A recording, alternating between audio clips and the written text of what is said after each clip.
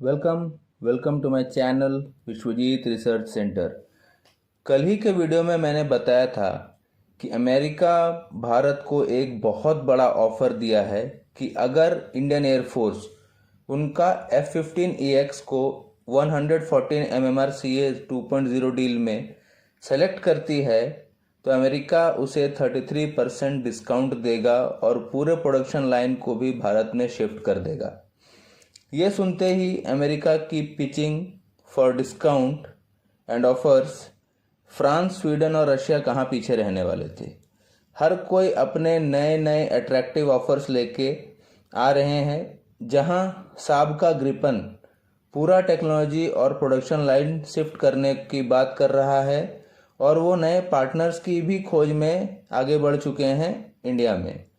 वहीं रशिया का कहना है कि इंडियन एयरफोर्स शुरू से ही रशियन प्लेटफॉर्म्स को यूज़ करती हैं और MiG-35 इफ़ सेलेक्टेड ये इंडियन एयरफोर्स को भी इजी होगा ऑपरेट करने के लिए भी और मेंटेन करने के लिए भी, क्योंकि पहले से ही इंडियन एयरफोर्स मतलब रशियन प्लेटफॉर्म्स के ऊपर यूज़ करती हैं।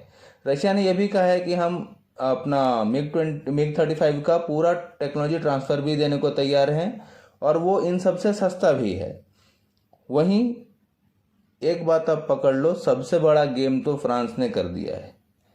एज पर रिपोर्ट फ्रॉम यूरेशिया टाइम्स और द प्रिंट, दोनों काफ़ी सम्मानित न्यूज़पेपर हैं, दोनों ने निकाला है एक न्यूज़ कि इंडियन नेवी ने डिफेंस मिनिस्ट्री को अपना रिपोर्ट सबमिट कर दिया है, ये बताते हुए कि राफेल हमारा हर क्राइटेरिया में फिट बैठता है एंड हम लोग को राफेल ही चाहिए। सो नेवी के द्वारा राफेल हमको सेलेक्ट करने की बात कर दी गई है। नेवी 27 फाइटर जेट्स लेना चाहती हैं और नेवी ने यह भी कहा है, कुछ लोगों ने क्वेश्चन उठाया कि INS विक्रांत का जो लिफ्ट है उसमें आप बोल रहे थे प्रॉब्लम होगा, तो बोला कि हम लोग उससे वो भी चेक कर चुके हैं, एक एंगल पे अगर उसे खड़ा किया जाए तो हम लिफ्ट से इसे ऊपर नीचे इजीली कर सकते हैं, डेक में लेके भी जा सकते हैं, डेक से ऊपर भी ला सकते हैं, तो वी हैव नो इश्यूज। और एक मैकेनिज्म करके हम राफेल का विंग्स भी हटा सकते हैं। तो 99.9% है कि Rafale is going to be the Indian navy's new aircraft till TEDBF नहीं आता है। TEDBF जिनको नहीं पता मैं बता दूं, twin engine deck based aircraft जो इंडिया बना रही है खुद का फॉर एयरक्राफ्ट कैरियर्स, जब तक वो नहीं आते हैं तब तक तो राफेल है रहेगा। राफेल MiG-29 को रिप्लेस नहीं करेगा, ये अलग से रहेगा और MiG-29K को रिप्लेस करेंगे हमारे TEDBF, ठीक है। और एक बात आपको ध्यान दिला दूं मैं, नेवी राफेल एम पे क्यों जाना चाहती थी, ये मैंने बहुत पहले भी बोला था कि नेवी मोस्टली राफेल ही लेगी, जहां तक मुझे भी लगता है। ऐसा क्यों बोला था मैंने, क्योंकि इंडियन नेवी मोस्टली वही एयरक्राफ्ट फाइटर जेट्स यूज़ करती हैं जो इंडियन एयरफोर्स करती है। एग्जाम्पल के तौर पे आप ले लो, MiG-29 इंडियन एयरफोर्स यूज़ करती है, इसी का नेवल वेरिएंट जो है इंडियन नेवी यूज़ करती है MiG-29K का नाम से। इससे ये फ़ायदा होता है कि स्पेयर पार्ट्स और मेंटेनेंस में कभी तकलीफ नहीं होती है, दोनों के ही मेंटेनेंस फैसिलिटी एक ही जगह रहती है, क्योंकि 70% of the components, spare parts और मेंटेनेंस एक ही साथ हो जाते हैं। एक बात और बता दूं आपको, अगर आप कुछ दिनों की न्यूज़ को फॉलो करेंगे ना तो आपको पता चलेगा फ्रांस पहले से ही अपनी रणनीति बना रहा था। जैसा कुछ महीनों से फ्रेंच के हाई प्रोफाइल ऑफिशियल्स और मिनिस्टर्स मल्टीपल विजिट कर रहे थे इंडिया में।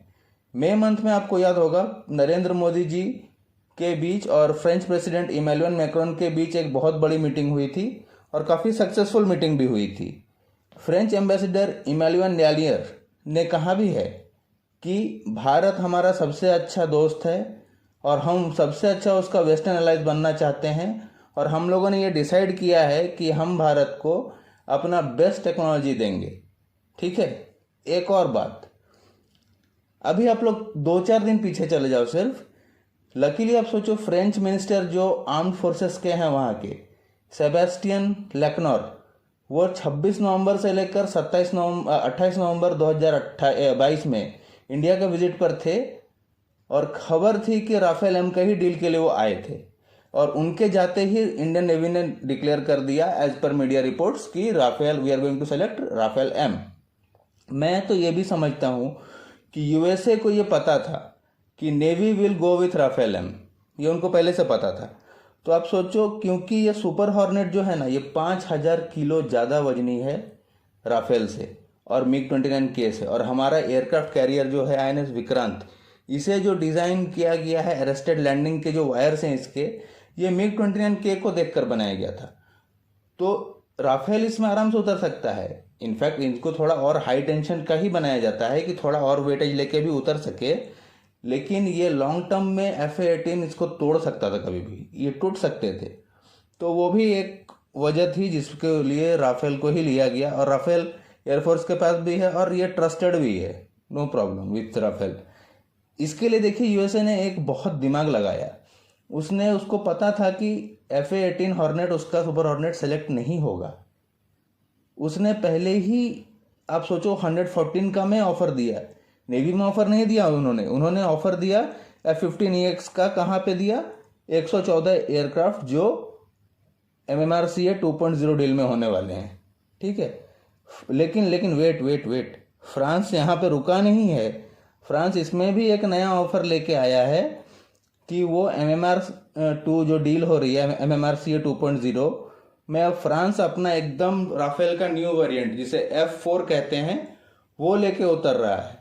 डैसॉल्ट जो बनाती है कंपनी राफेल को, उसने बोला है, इंडियन के कंपनी के साथ साइन किया है, PTC नाम की कंपनी है, कि हमारा इंजन का असेंबली आप करेंगे और बहुत सारे मेजर कंपोनेंट्स आप ही बनाएंगे यहाँ, ठीक है।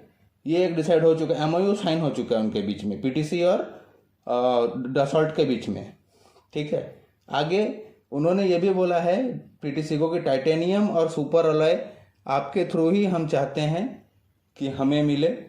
तो ये भी बहुत बड़ी बात है। चलो ठीक है भाई, हर जगह से कुछ ना कुछ मिल ही रहा है। इसमें एक बात और बता दूं, जो सबसे बड़ा चीज़ किया है फ्रांस ने, आप हमको ऑर्डर दें राफेल एम का जो बोला, और जब तक ये वहाँ बनेंगे हम अपने राफेल मरीन फाइटर्स जो है वो आपको दे देंगे, ताकि आपके पायलट्स यहीं पे पहले ही ट्रेन हो जाएं, और ये आप लोग को हम लोग फ्री में देंगे ट्रेनिंग भी। तो ये भी एक बहुत बड़ा अचीवमेंट है। इसके लिए बोल रहा हूँ कि आपको बात करने आना चाहिए। फ्रांस एकदम पीछे पड़ चुका है कि इंडिया किसी भी तरीके से और फ्रांस हम लोग को हरदम सपोर्ट भी किया है। यूएसए बहुत जगह पे अपने को पहले सपोर्ट नहीं किया है, लेकिन फ्रांस एनी टाइम हमारा सपोर्ट में खड़ा था। चाहे परमाणु बम का मैं बोलिए, चाहे POK का मैं बोलिए, या कोई भी सिचुएशंस में, या अपना परमानेंट सीट के लिए फ्रांस एनी टाइम हमारे साथ ही खड़ा रहा है। If you can trust Russia Japan, तो उतना ही ट्रस्ट हम फ्रांस के ऊपर भी कर सकते हैं।